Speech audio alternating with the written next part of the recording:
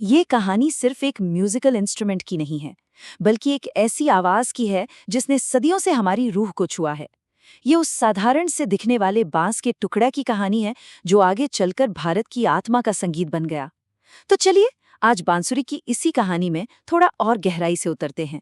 कहते हैं इसकी आवाज में एक अजीब सी ताकत है, एक ऐसी ताकत जो मन के हर उथल पुथल को शांत कर देती है, इमोशंस को बैलेंस कर देती है। ये सिर्फ एक मेलोडी नहीं है, ये एक एहसास है। तो सवाल ये है कि भाई, बांस के एक सीधे साधे टुकड़े में आखिर इतनी गहराई आ कहाँ से सकती है? इसका जवाब इसकी बनावट में, इसके इतिहास में और हाँ, इसके गहरे आध्यात्मिक मतलब में छिपा है। तो इस सवाल का जवाब ढूंढने के लिए हमें बिल्कुल शुरू से शुरू करना होगा। और बांसुरी की कहानी शुरू होती है बांस के एक टुकड़े से। इसकी जो बनावट है ना, वो अपने आप में एक कला है। इसका नाम ही देखिए ना, कितना खूबसूरत है। बांस और सुर, मतलब बांस से निकला हुआ सुर। पूरी कहानी इसी नाम में ही तो है।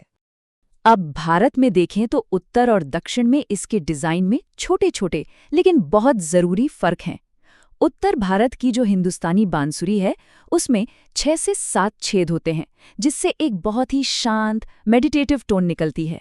वहीं दूसरी तरफ दक्षिण की कर्नाटक बांसुरी में 8 छेद होते हैं और उसका बांस भी मोटा होता है, जो संगीत की मुश्किल से मुश्किल बारीकियों के लिए एक गहरी गूंजने वाली आवाज देता है।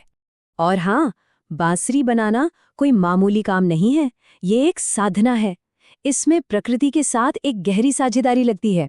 हिमालय की तराई से सही बांस चुनने से लेकर उसे महीनों तक सुखाने और फिर गर्म सलाखों से बड़ी नफासत से छेद करने तक, हर कदम में सब्र और सम्मान की जरूरत होती है। और यही तो इसका जादू है। सोचिए, बांस का एक सीधा साधा टुकड़ा और उससे निकलने वाला 2.5 सप्तक का संगीत, ये अपने आप में एक सबूत है कि कैसे सादगी में ही सबसे ज्यादा संभावनाएं छिपी होती हैं। तो ये तो हुई इसकी बनावट की बात, पर सवाल ये उठता है कि ये मामूली सा दिखने वाला वाद्य यंत्र एक देवता की आवाज, एक लेजेंड कैसे बन गया?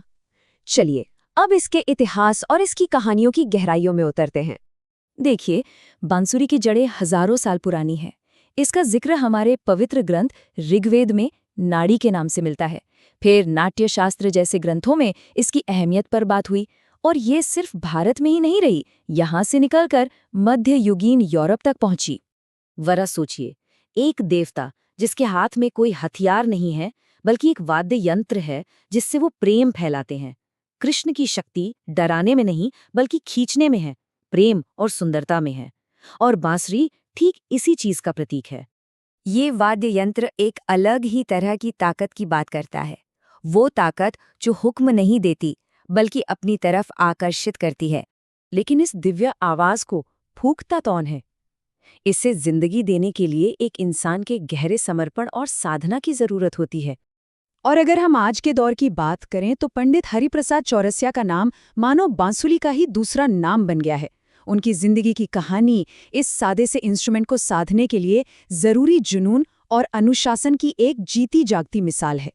उनके पिता चाहते थे कि वो एक पहलवान बने। संगीत की तो घर में सख्त मनाही थी, लेकिन हरिप्रसाद जी ने छिप छिप कर संगीत सीखा। वो खुद कहते हैं कि शायद कुश्ती से जो सांसों में ताकत और स्टैमिना बना, उसी की वजह से वो आज भी घंटों घंटों तक बांसुरी बजा पाते हैं। क्या कमाल की यात्रा रही है उनकी। पिता की इच्छा के खिलाफ छिपकर अभ्यास करने से लेकर अपने गुरु अन्नपूर्णा देवी को अपना समर्पण दिखाने के लिए लेफ्ट हैंड से बांसुरी बजाना सीखने तक, और यहाँ तक कि द बीटल्स के साथ भी काम किया। उन्होंने बांसुरी की आवाज को दुनिया के कोने कोने तक पहुंचाया। तो चलिए, अब इस कहानी के सबसे गहरे, सबसे रूहानी हिस्से में चलते हैं। वो हिस्सा जहां संगीत और आध्यात्मिकता मिलकर एक हो जाते हैं। देखिए, बांसुरी अंदर से पूरी तरह खोखली होती है। ये उस दिल का प्रतीक है जो अहंकार, घमंड और मोह माया से खाली हो चुका है। जब कोई इंसान अंदर से ऐसे ही खाली हो जाता है, तो वो परमात्मा के संगीत के लिए एक बेहतरीन माध्यम बन जाता है। तो जब उस खोखले बांस से सांस गुजरती है, तो संगीत बनता है। ये सांस, ये प्राण है, वही जीवन शक्ति जो पूरे ब्रह्मांड को चला रही है। तो एक तरह से बांसुरी की आवाज ब्रह्मांड की सांसों की ही आवाज है। बांस खुद हमें एक सबक सिखाता है। ये कितना सरल है, लचीला है और खुद को तराशने, खोखला होने देता है। ये उस विनम्रता की निशानी है जो किसी बड़े मकसद के लिए खुद को समर्पित करने के लिए जरूरी होती है। तो इसका संगीत हमें बस एक ही बात याद दिलाता है, बांसुरी की तरह अंदर से खाली हो जाओ और फिर देखो जिंदगी खुद एक संगीत की तरह बजने लगेगी। ये एक सोच इस वाद्य यंत्र की बनावट से लेकर इसकी कहानियों तक हर पहलू को एक साथ जोड़ देती है।